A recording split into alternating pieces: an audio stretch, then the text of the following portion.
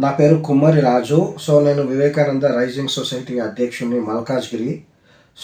HMTV ఏదైతే ఈ మట్టి విగ్రహాలను పూజించడము, పర్యావరణాన్ని కాపాడడము ఏదైతే కార్యక్రమాన్ని చేపట్టిందో ముందుగా హెచ్ఎంటీవీకి కృతజ్ఞతలు. ఎందుకంటే ఇలాంటి కార్యక్రమాలు ఎన్నో అవసరము. మనము రంగురంగుల గణపతులు పెట్టడము, పెద్ద పెద్దవి పెట్టడం వల్ల దేవుని మీద భక్తి ఉంది, రంగురంగుల వినాయకుని పెడితే అనడం కాకుండా మట్టి విగ్రహాన్ని పూజించాలి. ప్రభుత్వాలు చెప్తున్నాయి, ఎన్జిఓలు చెప్తున్నాయి. వాళ్ళు చెప్పడంలో ఒక అర్థం పరమార్థం ఉన్నది. ఎందుకంటే నేను ఒక కుమ్మరి వ్యక్తిగా చెప్తున్నా. మేము కూడా మట్టి విగ్రహాలు చేస్తుండే నిమజ్జనం అయిపోతుంది, మళ్ళీ మట్టిలో కలిసిపోతుంది.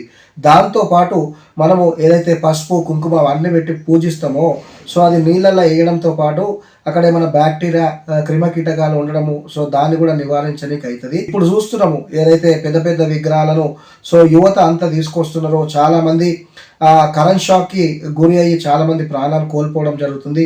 దయచేసి తెలంగాణ ప్రభుత్వము న్యాయస్థానం కూడా 6 ఫీట్లకు మీరు ఒక నిబంధన పెట్టి ఖచ్చితంగా ఒక జీవో పాస్ చేపిస్తే ప్రజలకు కూడా మంచి జరుగుతుంది.